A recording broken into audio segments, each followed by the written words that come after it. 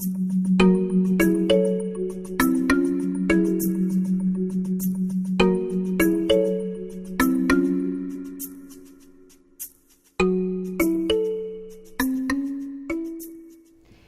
agradezco también la invitación. Ayer estaba realmente muy entusiasmada con la propuesta de la creación de la red y hoy estoy doblemente entusiasmada después de escuchar las experiencias que trajeron colegas de diferentes partes del mundo, de Latinoamérica. Me pareció realmente que era indispensable que hubiera un espacio de intercambio de estas experiencias. Comentaba recién con algunos colegas que fui encontrando puntos de homogeneidad en el planteo ético-clínico que son fundamentales, así como fui encontrando puntos de heterogeneidad que podrían hacer muy rico el intercambio. Tenemos muchas experiencias diferentes porque son países que tienen historias diferentes, así que celebro la creación de la red. Yo pertenezco al equipo de salud mental del CELS, que es un organismo de derechos humanos que fue creado en 1979, en plena dictadura, que se ocupó al principio de trabajar desde el punto de vista legal, sobre todo en función de las situaciones de desapariciones, impunidad, investigación en torno a las violaciones de derechos humanos ejecutadas por la dictadura, y que siguió trabajando luego en democracia también con la estrategia del litigio estratégico en el fortalecimiento del sistema democrático. El CELS trabaja en la articulación entre litigio estratégico e incidencia en políticas públicas, en investigación aplicada a la incidencia y en la fiscalización e interlocución con el Estado. En este contexto, el equipo de salud mental trabaja en un ensamblaje con los aspectos jurídicos del trabajo que desarrolla el CELS y tiene como dos ejes básicamente de trabajo. Uno es el desarrollo de estándares jurídicos de aplicación local y el otro es la asistencia integral psicojurídica clínica y psicojurídica a las víctimas. En relación al primero de los dos ejes en el desarrollo de estándares jurídicos de aplicación local, se han hecho investigaciones muy importantes respecto del estado de los asilos psiquiátricos en Argentina. Se ha hecho una publicación que se llamó Vidas Arrasadas,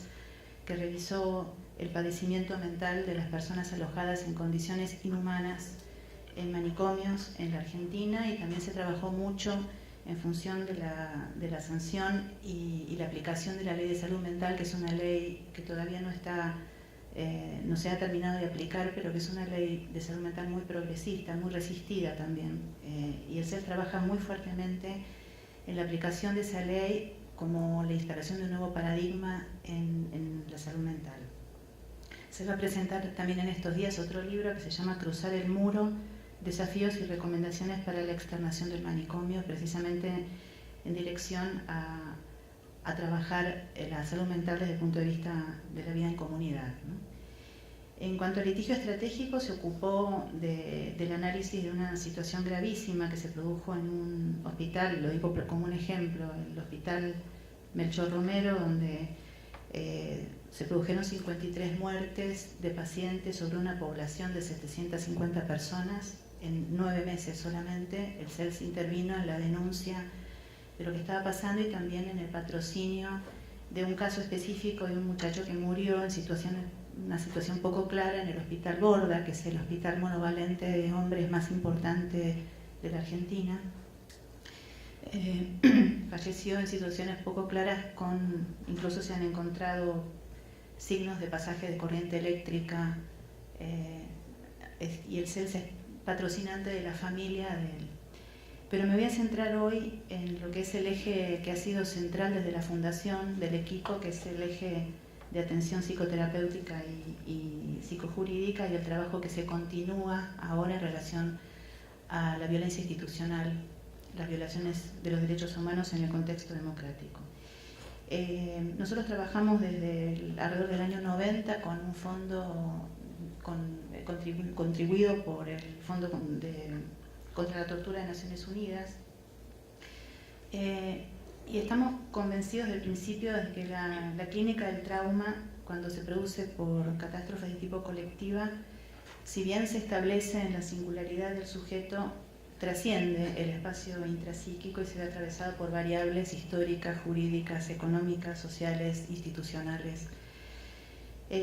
De modo que nuestra experiencia puso en cuestionamiento un concepto muy polémico de psicoanálisis, que es el concepto de neutralidad. Se puso desde el principio en cuestionamiento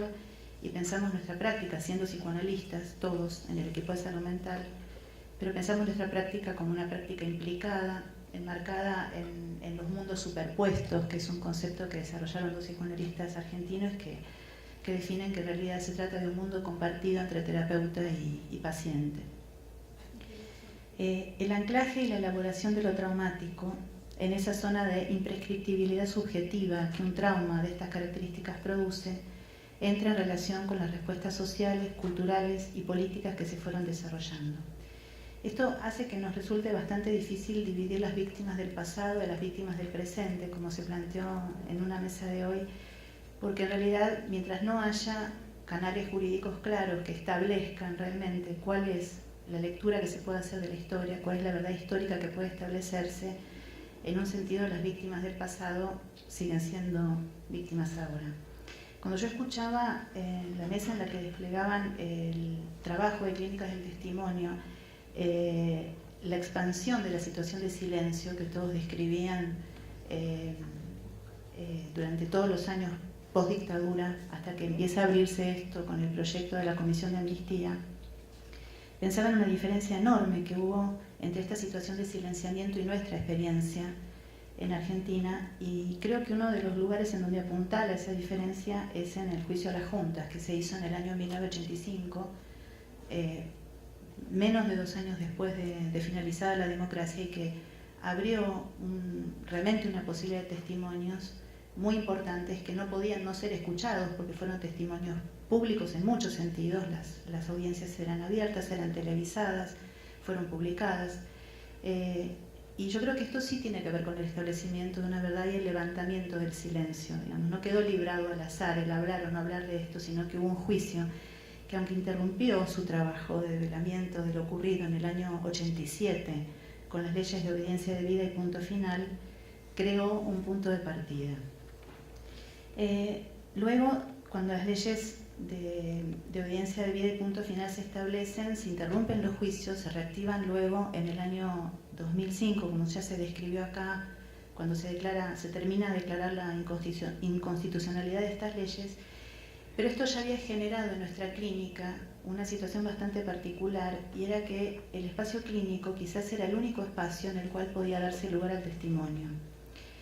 Y se trataba entonces de no poner en duda su verdad, digamos, ¿no? Que era como un modo particular de hacerle justicia al acto de narrar, que era suponer que había una verdad en el recuerdo, quizás a contramano de algún modo de ejercicio del psicoanálisis que siempre pone bajo sospecha el discurso y lo piensa más allá de la evidencia, el discurso manifiesto. En este caso, el contenido manifiesto era tomado realmente como un discurso que aludía a una verdad, porque además ese era el único espacio íntimo en el cual podía producirse el relato de esa verdad particular de la historia. Como les decía antes, el carácter jurídico del CELS atraviesa nuestra perspectiva clínica y también ética. Sí, como lo plantea Teodor Adorno, los 3 elementos esenciales de una respuesta ética ante la realidad son una respuesta negativa,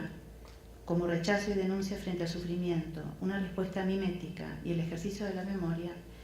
Entonces, los ejes de nuestro trabajo están determinados por este imperativo, advirtiendo siempre que la respuesta ética se plantea frente a un otro sufriente, marginado, debilitado, en su lucha por la subsistencia, por su vida. La colosal transformación del escenario político y la redistribución del poder que supuso el advenimiento de la democracia no alcanzó, sin embargo, a transformar algunos de los cimientos culturales y políticos que sostienen la lógica de algunas de las fuerzas de seguridad. Así como describían acá, creo que Darío describía una frecuencia muy alarmante de muertes en situaciones poco claras. En Brasil, una cifra espeluznante, estabas hablando de miles por año, si no me equivoco. Ontem a gente falou de mortes pela Polícia Militar no Brasil como um todo, algo como 8.000 por ano, bueno. Mas desaparecidos só no Rio de Janeiro, 6.000 por ano, só no Rio de Janeiro. Bueno, digo, ese contexto que no es tan espeluznante en Argentina, digamos, pero que sí habla de un paradigma de funcionamiento en las fuerzas de seguridad, yo creo, en toda Latinoamérica, y que ha dejado una impronta seguramente desde la práctica establecida también durante las dictaduras. Deja a una parte de la población efectivamente en situación de mucha vulnerabilidad, y particularmente, por lo menos en nuestro país, a los jóvenes, y particularmente a los jóvenes que están marginados del aparato productivo, del sistema educativo, de los canales habituales del trabajo. Y el CELS como estrategia toma algunos casos testigos para tomar una manera de denuncia respecto a algunas cosas que han seguido ocurriendo con algunos de los agentes de seguridad, en este caso particularmente dentro de la provincia de Buenos Aires. Y uno de los casos más importantes que sigue es el Luciano Arruga. Es un joven de 16 años que en el año 2008 fue detenido y torturado en una comisaría durante algunas horas, pero la madre y la hermana de Luciano alcanzaron a escuchar los gritos de él cuando lo fueron a buscar, y luego, 4 meses después, Luciano desaparece en situaciones muy poco claras. Durante los años de su desaparición hubo diferentes investigaciones, por supuesto muchísimas denuncias. El CELS toma el caso en un momento, y estas investigaciones en instancias jurídicas iban cayendo porque había problemas con los fiscales, investigaciones que se desviaban, que se detenían, que tenían como un espíritu acusatorio a veces con las mismas víctimas, muchos problemas, hasta que el CELS logra la federalización de la causa y luego interpone un habeas corpus, y el cuerpo de Luciano aparece finalmente el año pasado, en octubre, como NN. Finalmente se sabe que había muerto en circunstancias muy poco claras, cruzando una autopista el día de su desaparición. Quizás perseguido por la policía, pero todavía eso está abierto a investigación. Lo que quiero plantear es que el equipo de salud mental hizo, y especialmente una colega nuestra, Rosa Matilde Díaz Jiménez, un acompañamiento psicojurídico de la familia que permitió realmente no solamente un trabajo elaborativo sobre lo que había ocurrido, que era la pérdida de un hijo, y acompañar casi 6 años de desaparición, sino además que permitió realmente la construcción de los testimonios en el primero de los 2 juicios, que es el juicio por torturas, porque falta que se abra el segundo juicio, que es el juicio por desaparición y la muerte finalmente. En el juicio por torturas declaran la madre y la hermana de Luciano y algunos otros testigos, pero el tema es que ha tenido tanta potencia ese testimonio, gracias, que se ha logrado de una manera asombrosa que se sancione con 10 años de prisión a uno de los policías implicados en el hecho de tortura. Esto es efecto de un trabajo conjunto entre el área jurídica y el área de salud mental, que llevó años porque se construyó una estrategia en conjunto. Y lo importante de esto es que la sentencia estuvo basada centralmente en el testimonio de las víctimas, porque eran la madre y la hermana de Luciano, además de algunos vecinos que también declararon. Así como no podíamos contar con el testimonio de Luciano para saber qué le había ocurrido, tampoco contamos con el testimonio de los desaparecidos, obviamente, y víctimas de la dictadura. Este dato se planteó el primer día, pero lo quiero recordar por si alguno no lo pudo escuchar en ese momento. En la Argentina se desarrollaron 395 causas por delitos de lesa humanidad, 146 de ellas ya cuentan con sentencia, hay en este momento 13 juicios en curso. Entre los años 2007 y 2015 resultaron acusadas 2.740 personas, se condenó a 622, han sido absueltas 57, están procesadas 941 y en el medio fallecieron sin condena 432 personas y tenemos 50 prófugos. Como dijo Luz en su presentación, casi el 40% de los condenados lo fue a prisión perpetua, o sea, penas muy importantes.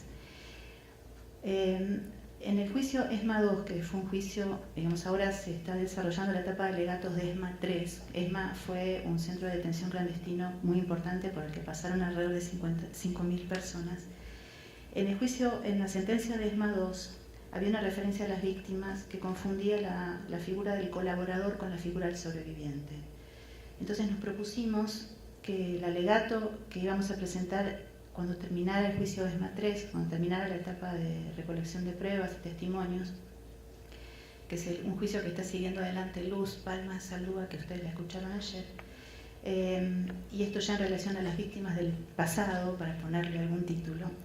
que nosotros teníamos que decir algo respecto de lo que es la construcción de un testimonio y lo que es realmente la experiencia de una víctima que va a dar testimonio, y teníamos que decirlo frente a la justicia. En este juicio hubo 830 testigos.